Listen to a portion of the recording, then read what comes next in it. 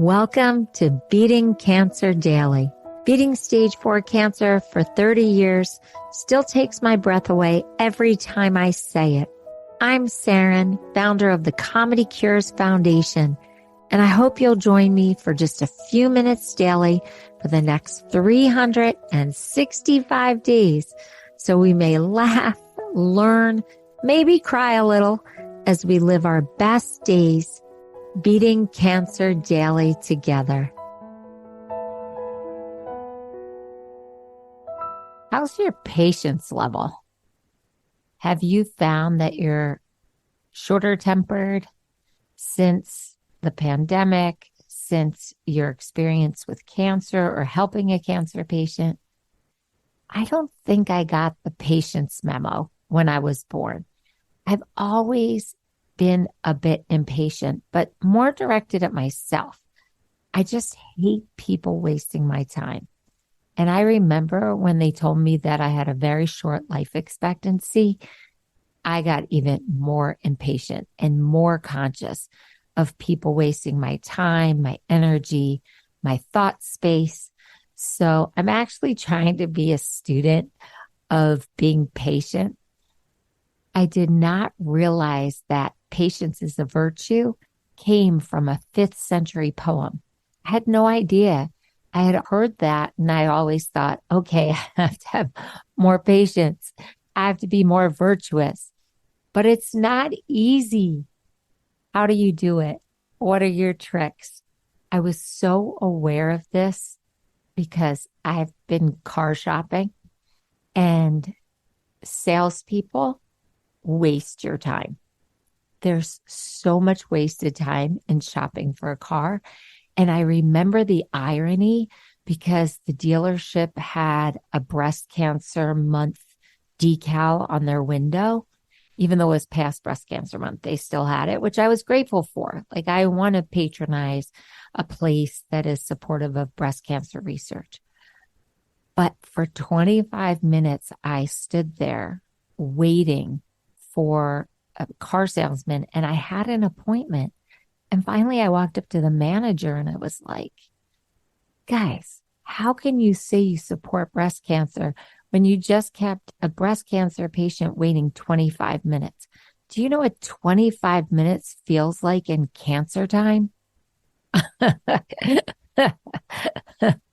Oh man, you don't want to get hit with that by a stage 4 cancer survivor. No way. But I actually penetrated the guy's heart for sure because he ended up sharing with me that his father had passed away from cancer and then went on to apologize for the lack of regard for my time and the way I was dismissed. And partly, I think, because I was a woman alone and I wasn't dressed really fancy. I actually had just come from recording a podcast and I was in the equivalent of maybe my pajamas, not really, just like a sweats, but I wasn't dressed fancy. I didn't have on makeup. I didn't have a lot of time. I just wanted to run in, see a car, and then hopefully be able to work out a deal to get the car. So that really exhibited the fact that I need to be looking more at my patience level. And as I said, I was not patient the years that I was having surgery and radiation and chemotherapy. And even after when they told me to get my affairs in order over 2 decades ago, that made me even more impatient. So I was trying to figure out, why do we want to be patient? What's the point? Like, why should we really focus on this? And I looked at the medical reasons and for the societal reasons, and it said, number one, self-control. To be able to control our own reactions to the situation and endure it without complaint. I don't know about that. Sometimes I just have to say it, you know, that was so disrespectful the way that I was treated. And I figured out, as somebody that runs a business, it's a nonprofit, but I want my employees to be respectful of our patients. Okay, the next one is humility. to accept that you are no more important than anyone else, and there is no particular reason why you should not wait. I waited, but 25 minutes was just too long. And then lastly, generosity, to smile at the world even when it seems to be conspiring against you. This comes from a website, Skills You Need. What are the 3 qualities of patience? Oh, I love it. I use that phrase, but the world is conspiring with us to give us the best life possible. Sometimes it puts these bumps in the road and we've got to deal with it. And we usually come out stronger for it. But it was just funny when I read conspiring against you. So I saw on this website, alessforlife.com, it said learning patience can not only boost your well-being, but also enhance your self-esteem, hopefulness, and keep your blues in check. So they're even claiming that being patient can help you be less depressed. I come from a family of the most impatient patriarch. My dad was so impatient. And I think that's partly why I became so efficient, because I learned how to dodge someone's impatient rant. Now, my father's impatience made me incredibly resourceful, but then I imagine that took a toll, right? Because that's a lot of load to bear as a child, but it served me really well as an adult because I just get stuff done. I do see that there seems to be this whole connection to faith and patience, because even though this wasn't a religious site, it's called greatresultsteambuilding.net. It said patience is quiet hope and trust that things will turn out right. To me, that feels like having faith that it's all going to be okay. I don't know. I like action. Are you with me? Are you more on the patient side or are you more on the impatient side? Did you ever think about it? There are so many biblical and religious references throughout so many religions to having patience. So I think we're supposed to learn it. And I just thought quickly, since my fuse was pretty short when I was going through all that chemo treatment, that maybe we should just talk a little bit about patience, because there are so many hours in waiting rooms and waiting for surgery, coming out of surgery, and we have to deal with so many different people touching us, examining us, poking us, that if we could talk a little bit about how to achieve more patience, particularly when we're going through treatment and survivorship, that maybe that was a really good topic for this podcast. So just think about some of the physical reasons that we might be losing patience. Could it be hunger? Could it be fatigue? Could it be dehydration? Are we scared about something? Are we carrying with us something that happened at home or at work that's still bothering us, that's unresolved? It's really interesting to track what makes us impatient. Is it one person? Is it one scenario? Is it a time of day? Like really become an observer of when you lose your patience. That, I think, is the first step. Then, of course, practicing things in advance of losing your patience, like starting to meditate, breathing, scanning your body to see if you're physically uncomfortable, thinking about your night's sleep. Did you get a good night's sleep? Allowing yourself to be imperfect, which allows you to let others be imperfect. It's pretty interesting to think about filling our cup, putting our needs first. A lot of times, at least I get impatient if I've just helped everybody else and I haven't taken a minute for myself. Now, some of these ideas come from Gramercy Psychological Services. I don't know them, but I just thought they had a pretty good list. Of course, everybody says show gratitude. Sometimes it's hard to show gratitude if you're being impatient, but I do see that I do have that little trigger that if I'm starting to feel impatient, I think about what would it be like to be in that person's shoes that's making me impatient. Also, a lot of times it has nothing to do with us and we're getting delayed and we're getting impatient, but the situation has really nothing to do with us. It happened before we even got there. Slow down. That's something that I'm told all the time. Just slow down, Saranne. You move too fast. The world doesn't move as fast as you. A lot of the websites talk about listening better, that sometimes if you just focus more on listening than what your own needs are, you won't be as impatient. You know, I love the fun part, right?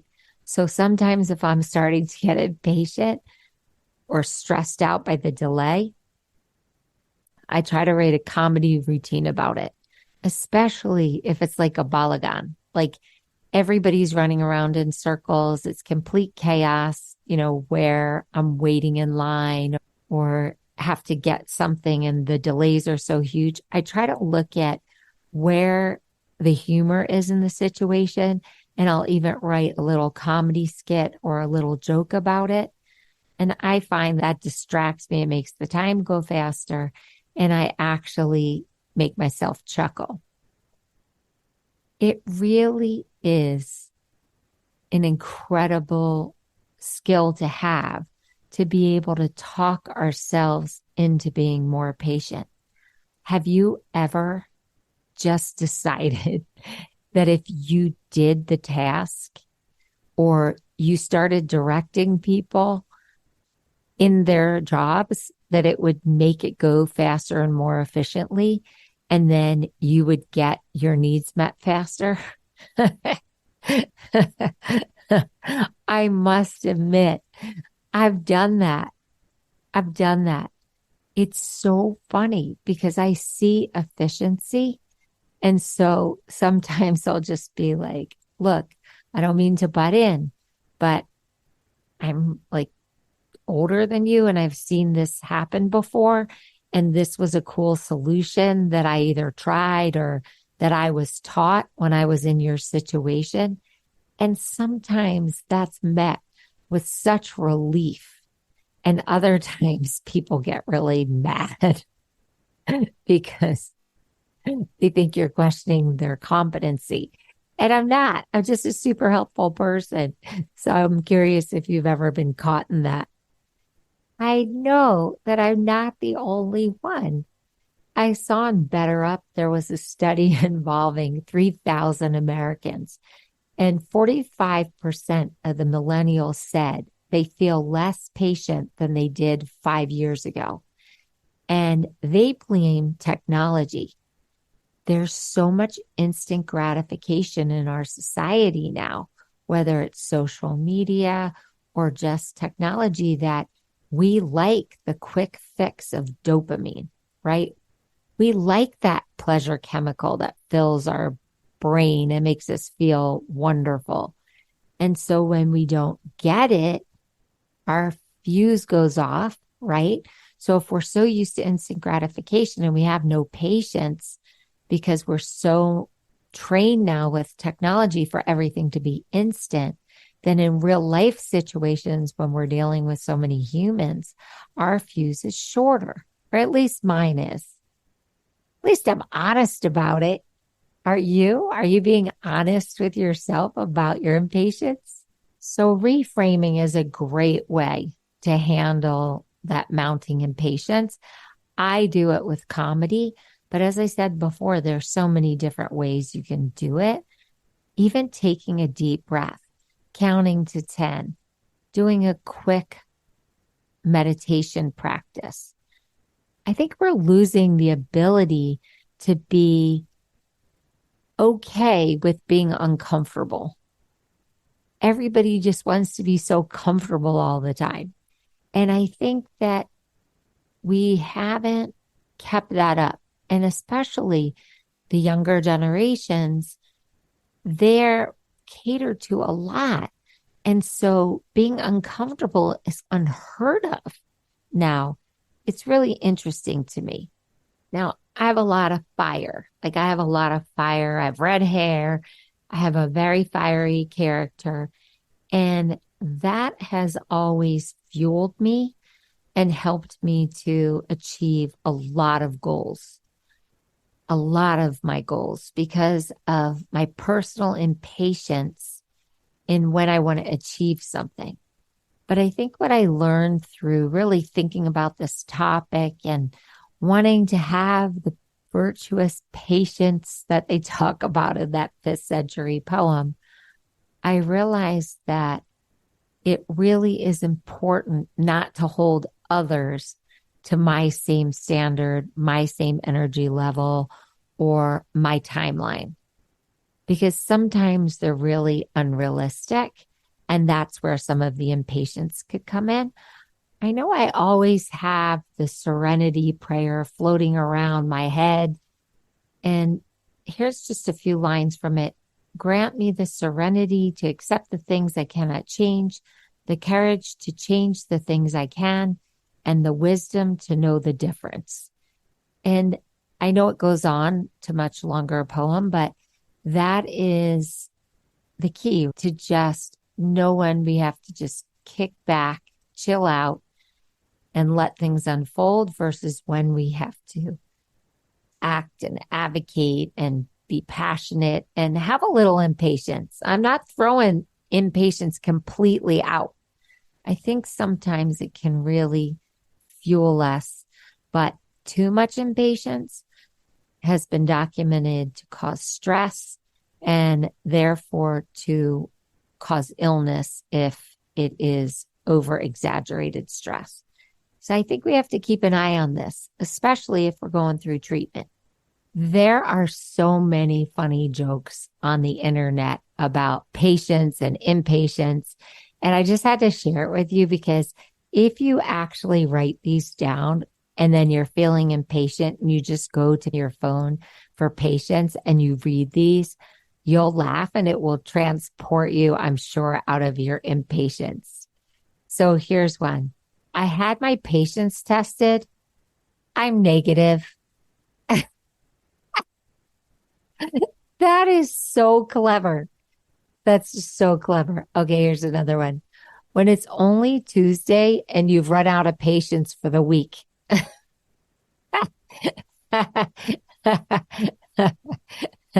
Have you been there? I think my chemo day was Tuesday. Definitely. Yes, been there. Okay, here's one more. Welcome. Today's specials are lack of sleep, up too early, and low on patience. Thank you. Come again. No, really.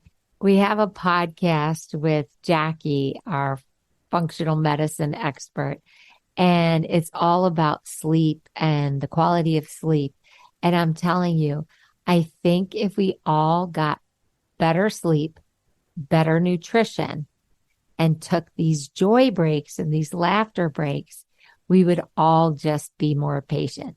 So I'd love to hear your tricks. You could go to comedycures.org and hit the record button and tell me the strategies that you use to be more patient, or go to the menu and write to me.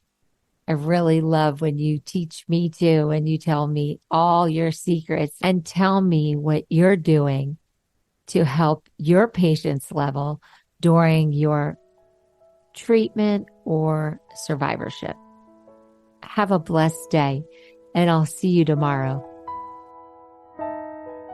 If you loved today's episode, then tell the world. Why? Because Beating Cancer Daily and our membership circle are both a listener and donor supported experience. So the more people you tell and the more people that join us, the more robust and interesting programs our nonprofit, the Comedy Cures Foundation, can bring to you throughout the year. I really want you to go to comedycures.org. And of course, I always want you to make a donation. It's tax deductible to the extent allowed by law. But what's super exciting is not only can you laugh and explore the comedy there, you can look at our membership levels and find the one that's great for you. And if you're feeling a little bit generous, gift one to a chemo brother or sister or to a caregiver that you just want to help them improve the quality of their day. Thanks so much. See you tomorrow. Guess what time it is? It's time for me to read the disclaimer. Beating Cancer Daily and the Membership Circle are not in lieu of medical advice or treatment. They are for entertainment purposes only. Please consult your healthcare team to review your best strategy. Thanks for listening.